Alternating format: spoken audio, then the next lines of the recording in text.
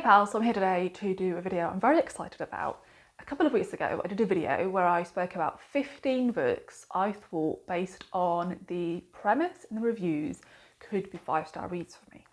And my plan was to then read the first chapter or the Kindle sample from each of the 15 books and then come back and, based on my experience with that first chapter, say if I still thought they were going to be 5-star reads, like if I didn't think they were going to be 5-star reads, what rating I thought I would give them.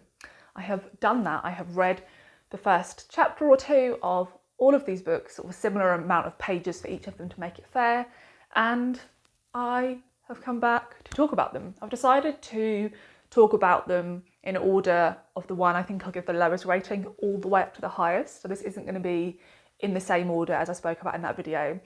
I would recommend, if you haven't watched that video and you want to watch this one, I would recommend watching that one, because I spoke about the premise of each of the books in that video, which I'm not going to do here, and I spoke about like the average rating on Storygraph, where I'd been recommended them, and also why I thought they'd be 5 stars for me in terms of my reading taste. So I sort of grouped them based on certain themes, and I'm not really going to touch on that very much here. This is going to be more about what I thought of the writing style in those first sections and what rating I think I will give them based on that. And I actually think this is quite an interesting experience, regardless of my intention to, carry on and read some of these books, because it was really interesting. I read all of these first sections over the course of 2 days, and so reading a lot of just sections of writing, because I'm not a very plot-heavy reader, so yes, some of them had sort of a hook to them that intrigued me, but for a lot of these, my decision of how much I was enjoying them was based entirely on the writing, and it really gave me more of a sense than I already have of what works for me and what doesn't in writing styles. And so I just found it like a really useful experience, and it allowed me to, to narrow in even more on what I like in writing. So it was just a fun thing to do, so I would recommend it. So I'm going to talk about these, like I said, in order of the ones I think I will not give 5 stars, all the way up to the ones I think I will.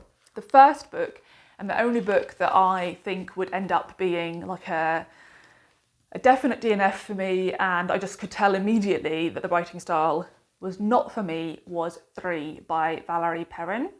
So quite a few people in the video said to me, oh, you should start with one of her other books, which I think is called Fresh Water for Flowers, because I mentioned that I liked the idea of a book being set in a cemetery, which I think that one is.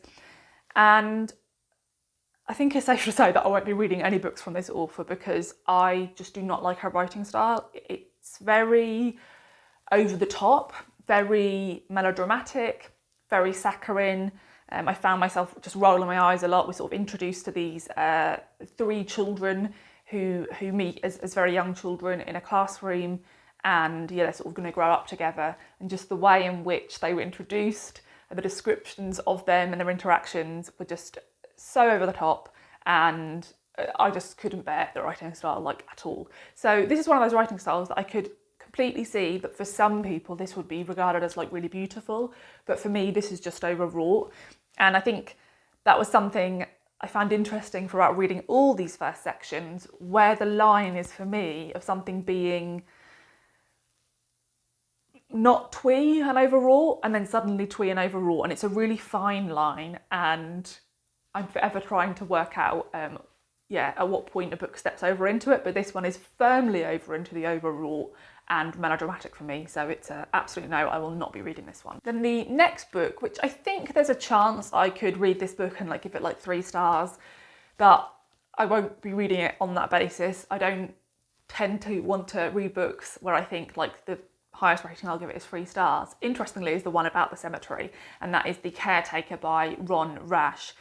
Unexpectedly, the first chapter in this is actually about, so this is about a trio of characters, and the first chapter is about a husband who is off fighting the war in Korea, and it's about his experience on the front lines. And then the next chapter is back to the characters who've been left behind in this small town, that being the cemetery caretaker and the wife of the man who's away fighting at war. And I found in particular that first section from the man's point of view on the front lines, again, the writing was nowhere near as on the nose, the writing in 3, but it was still quite sweet, a little bit too heartfelt for me, a bit too on the nose. and there was like a line about him wanting to get back to his wife, and it was very, in my mind, like very clear the way that sentence was going to end, very melodramatic, and just lost any sense of romance to me because it was so like expected. It was, of course, the sentence was going to end in that way. So yeah, didn't love this. Also, there's a couple of mentions already of the fact that the caretaker has a facial disfigurement, and it's mentioned that that's sort of why he's the caretaker of the cemetery, and that he always like keeps his hat down and doesn't really interact with people. And I haven't read the rest of this book, so I can't comment on the way it handles it, but that sort of thing always makes me feel a little bit uneasy. It feels like a bit of a, sometimes a bit of an easy thing for an author to write about, and to sort of have this difference, this physical difference, to sort of mark the character in quite a stereotypical way as like an outsider. And I don't know if that's what this book is doing, but it felt like it could be going there. And seeing as I wasn't liking the writing style anyway, I decided that I wouldn't continue with this one. Then the next two are ones that I may still perhaps give a go, I'm not quite sure. The first one is Little Monsters by Adrian Broder. And in all honesty, this one for me was just a feeling of, I wasn't that compelled by anything. So the first chapter, you're introduced to an ageing father who's in his 70s, and he has been struggling with a mental health condition that is unnamed, but I think is possibly bipolar. And he is a very renowned marine biologist, and he has decided that he thinks he can make a breakthrough in his career, but only if he's off his medication. So he's sort of making this active decision to come off the medication and not tell anybody. And so that was like a kind of interesting chapter from his perspective. And the next chapter jumped to his son, who had just made this like massive fortune in, I think, an investment. And yeah, he was just a horrible man to read from the perspective of, and he's obviously supposed to be. But I don't know, I don't know if I'm going for a phase of like being very uninterested in reading about the lives of very privileged white people, because I tried to start reading Day by Michael Cunningham quite a few weeks ago and sort of felt a little bit the same, even though in that one I don't think the characters were supposed to be unlikable. I just felt a little bit like, I'm not that interested in the lives of these people. This one could be one where, because I think this one has a bit more plot than a lot of the books I chose, and so that's quite difficult to get a sense of in the first couple of chapters.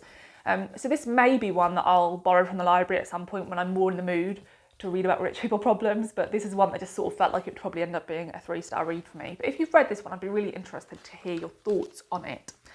And the next one I think feels a bit like a 3-star read for me is Calling for a Blanket Dance by Oscar Hokia. And this is quite a difficult one to talk about, because the premise of this is that we're being told this man's life story through the eyes of all the people around him, all of his family and friends. And so the book is made up of short stories from all of their perspectives other than his. And so the Kindle sample is just the first story from his grandmother's perspective. And so I don't know if the book shifts tonally quite a lot between the voices. I was hoping that the Kindle sample would be long enough to take me into somebody else's story so I could get more of a sense if this was the tone throughout the novel or if it was going to change. I didn't love the tone from the grandmother because she was telling a memory about her grandson that had been relayed to her by her daughter. And so it was like this secondary memory. And so there was an element for me of distance from the story. And also that memory is quite a horrible one. It's about them travelling into Mexico to visit the father's family and getting stopped by police at the border in the 70s and getting like brutalised and having their money taken off them.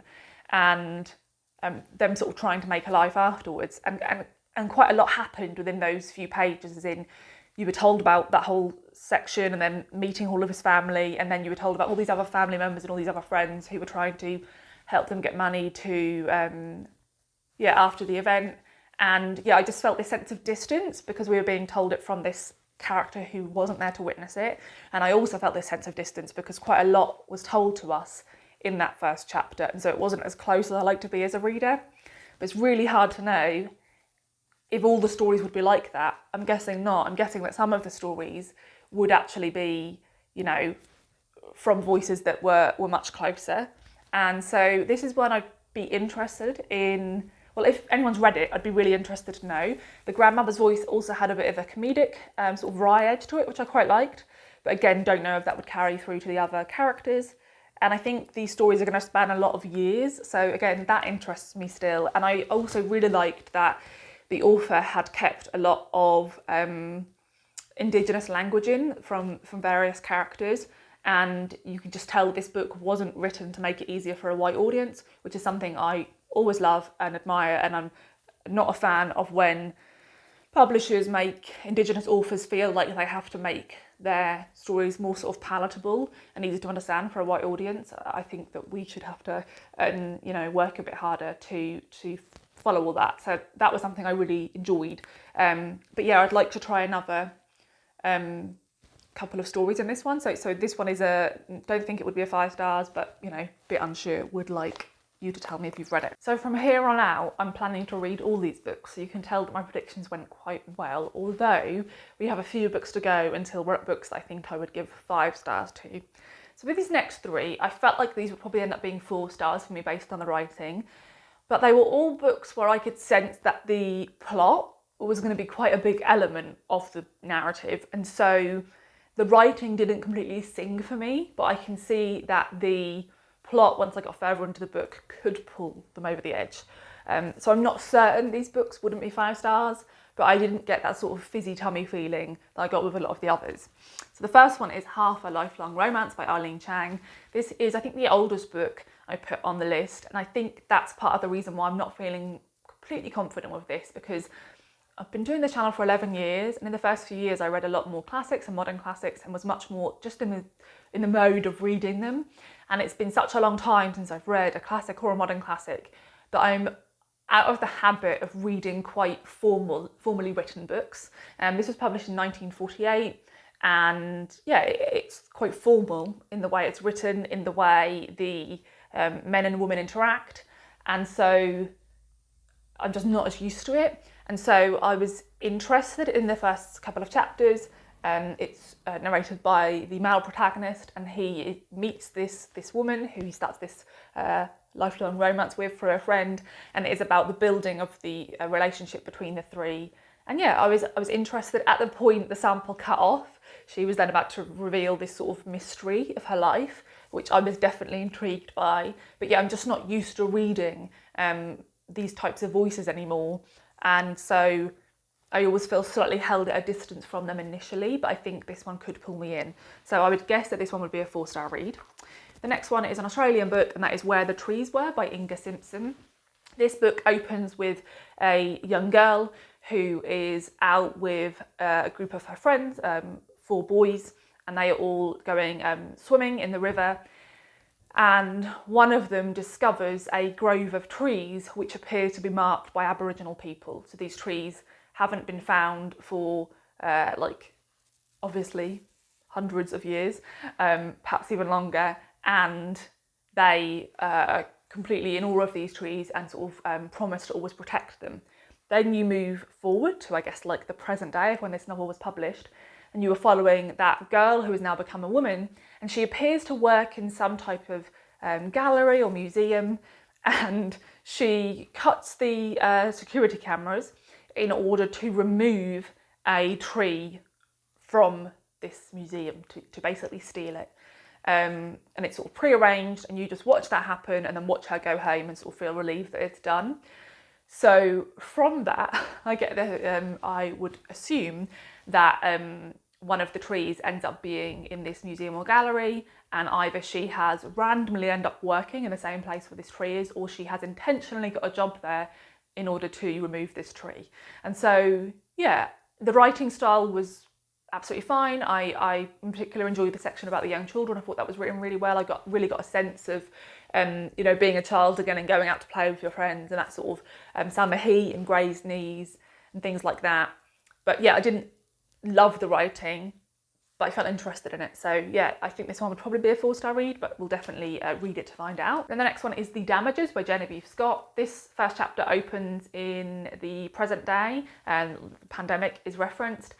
Our protagonist is being contacted by, I think, a journalist who is interested in a missing person case that took place in the 90s when our protagonist was at college.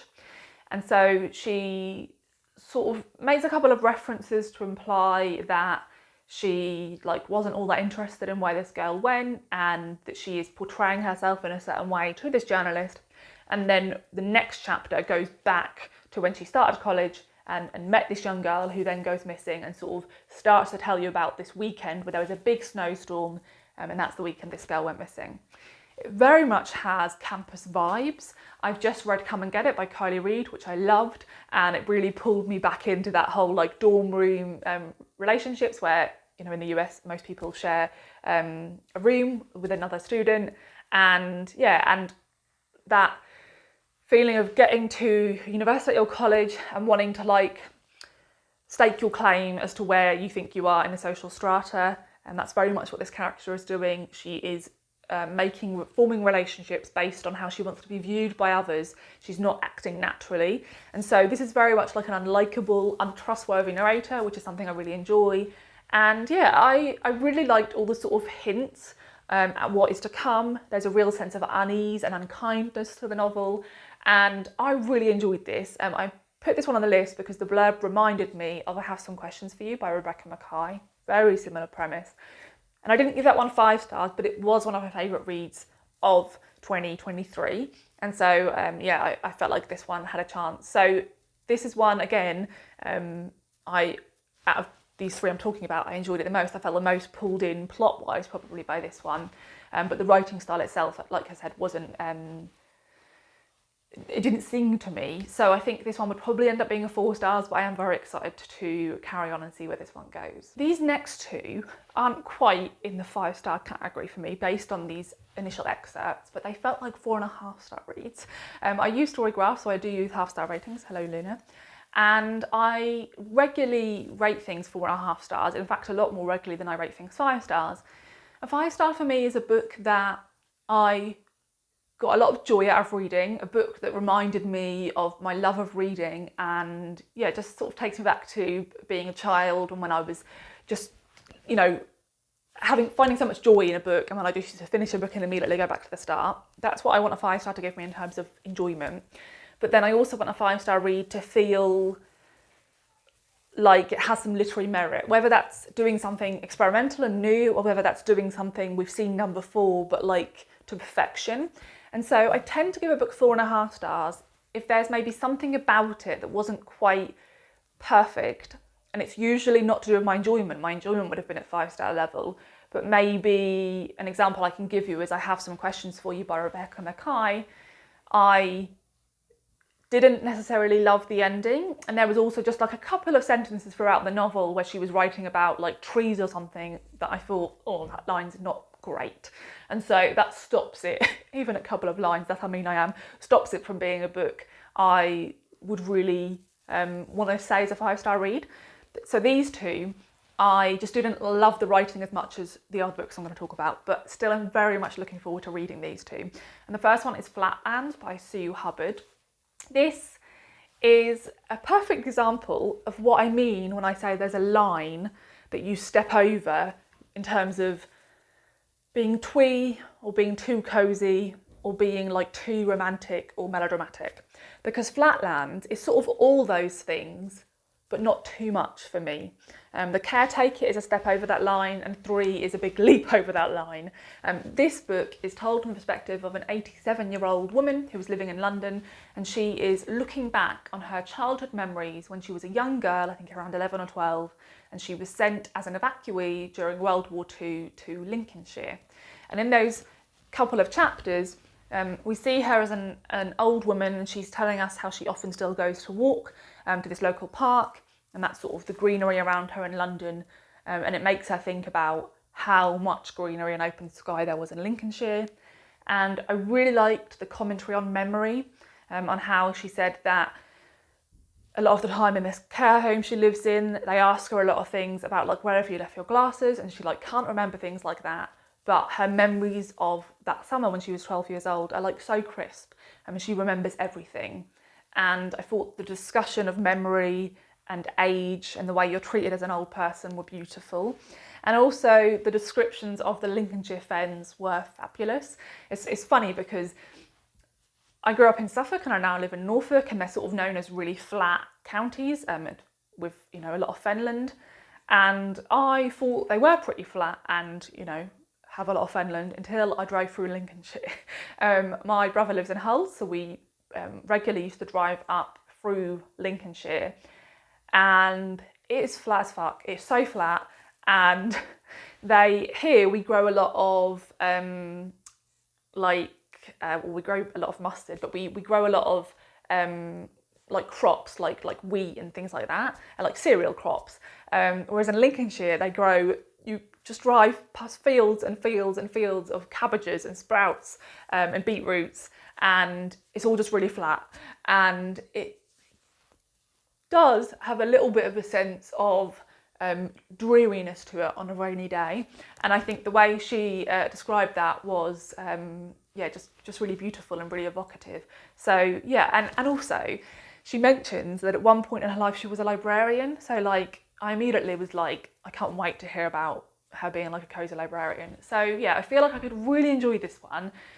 It may not be a 5-star read in terms of like literary merit, but it could end up being one in terms of just how much affection I have for it. And the other one in this category is The Road to Dalton by Shannon Bowring. So I had to cheat a bit with this one because I made sure, I thought, that all the books I put in this video were books that had Kindle samples. And I messed up because this book does not have a Kindle sample that I can find. However, I found it on audio on Eva Man. So this has had a little bit of a perhaps unfair advantage in that I listened to this narrated by somebody. So I listened to the prologue and then half of the first chapter, because that was around the same length that I'd read in all the other books. This is set in a small town in Maine called Dalton, and the prologue is written as though you are driving through this area into Dalton, and it's telling you everything you see around you, and it really gives you a sense of what this area is like and the type of people who would live there in terms of the type of work that we see happening around the car as we drive. So I really like that as like this introduction to the community. Also like that it sort of felt as though you were entering the story, and then the first chapter is written from the perspective of the town doctor, as him and his wife, they're in quite an unhappy marriage, are going to this annual New Year's party thrown by the wealthiest family in the area. And this wealthy family live in a house the doctor and his wife really wanted to buy many years before. So there's this sense of resentment towards the wealthy couple, and you get to know quite a few different people in the community in this opening section.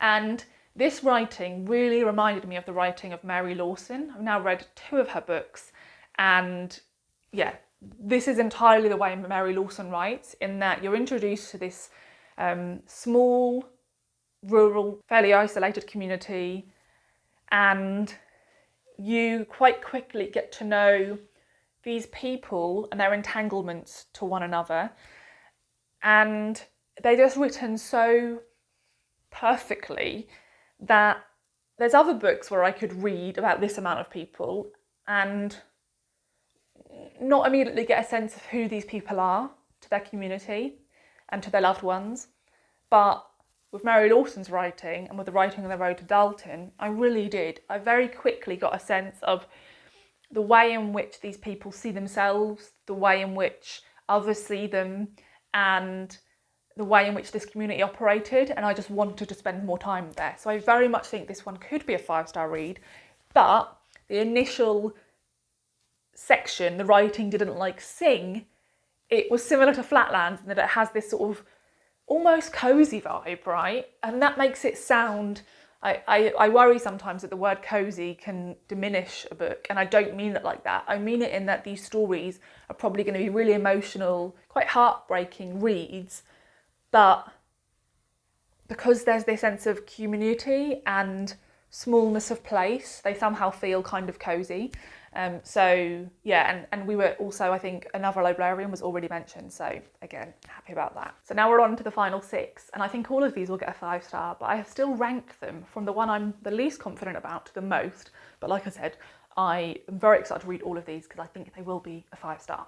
The first one is Eva's Man by Gail Jones. This is the only other book I put on the list that's sort of an older book. I think this was published in the 70s. And I was a tiny bit uneasy about this one when I first included it because it's one of the shortest books I've included. I'm not a massive fan of short books. And also in the descriptions of this book, it said that it gets quite experimental in terms of the being in this protagonist's mind, and I'm always a little bit fearful of that. But I loved this opening section. It's super direct. It almost has a conversational tone. You very much get a sense of this woman's voice and her character through her voice in this opening section.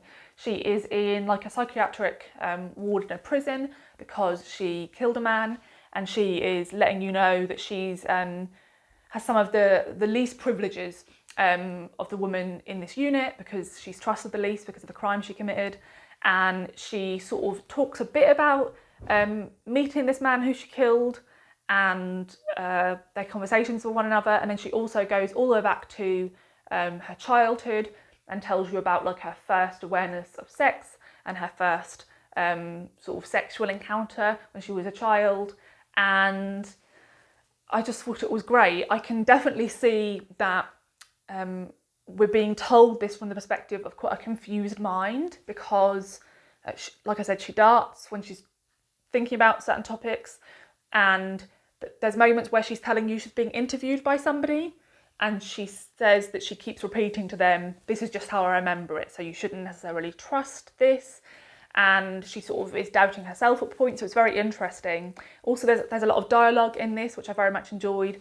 When I was reading this sample, I was really hopeful there would be an audiobook of this because I think books that have a lot of dialogue are just brilliant when they're on audio. I can't find one, so if you have found an audiobook version of Eva's Man, please let me know. Yeah, I'm really excited to get to this one. I think it's discussing some interesting topics, and the voice felt really different to all the other books I put on this list. The next one is Cherry Beach by Laura McPhee Brown. Again, this one has a prologue and then the first chapter, so I read both of them. Both of them were interesting for really different reasons. The prologue, you're being introduced to this woman from her perspective, and she sounds very unwell. She is walking near the water in Toronto and she sounds like she's considering taking her own life. She feels the pain of a tattoo on her back, a new tattoo, but she doesn't remember getting it. So you get the sense that she, has been sort of unwell enough, perhaps through addiction, which I think is what it says in the blurb, that she is, sort of zoning out of certain moments of her life, and she feels very lost. And then you, in the first chapter, you are being told the story of these two women as they arrive as friends from Australia on the plane to Toronto, and they're like super excited for their new life and everything it will hold. And I think these are the voices of the two women in this friendship. And what I thought this did really well is very much, it felt like we were dealing with like the interior of these women's minds. Felt very much in their head, in all their interactions. I could understand how they were feeling about all the people in that scene, and they felt like people who lived a lot of their life in the interior.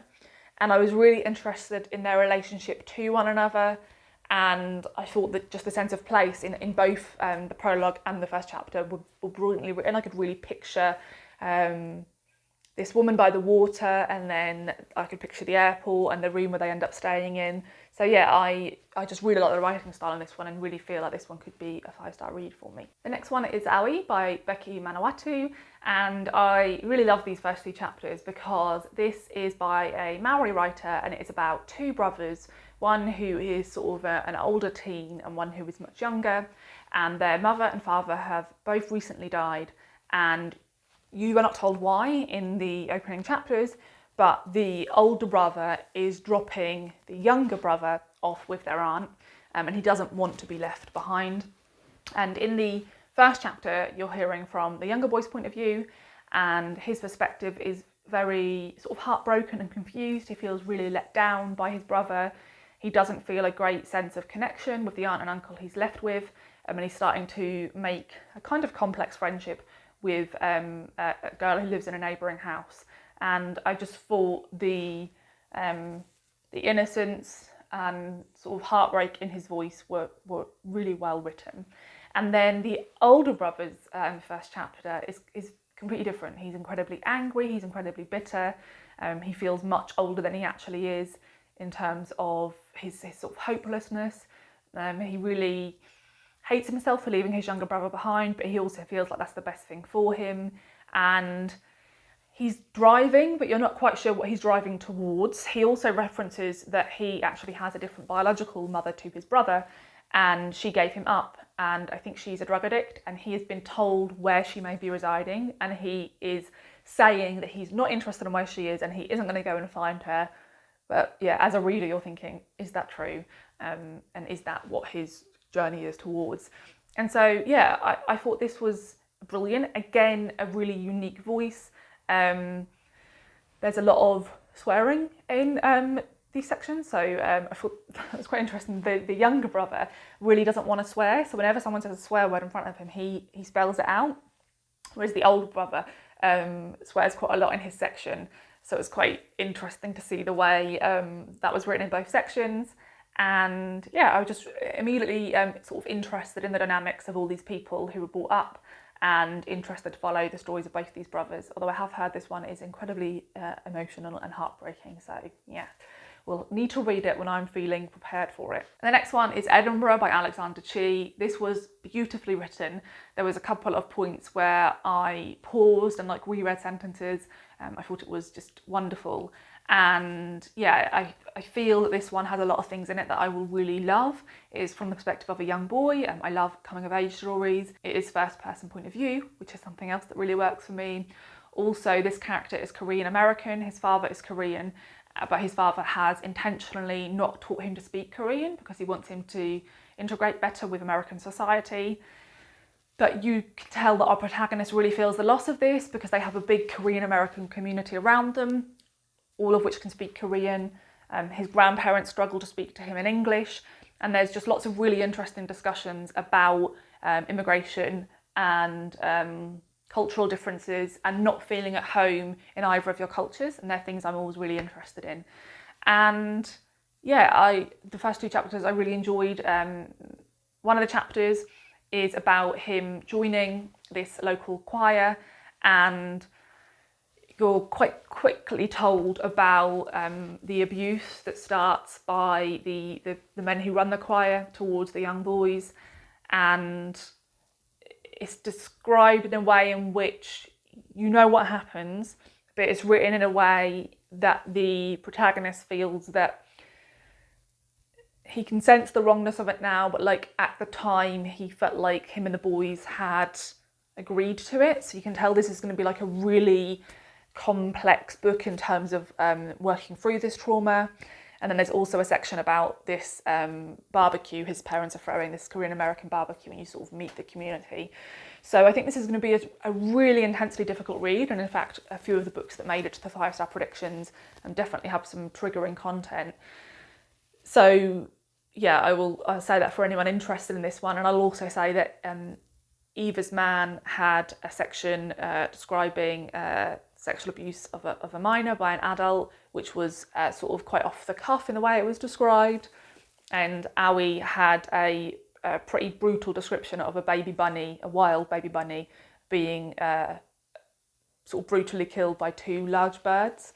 And so all 3 of them, I definitely need to feel strong enough to stomach the content, because just from those sections I could tell they weren't going to like veer away from that type of content, but all of them felt like they handled the content well in those opening sections.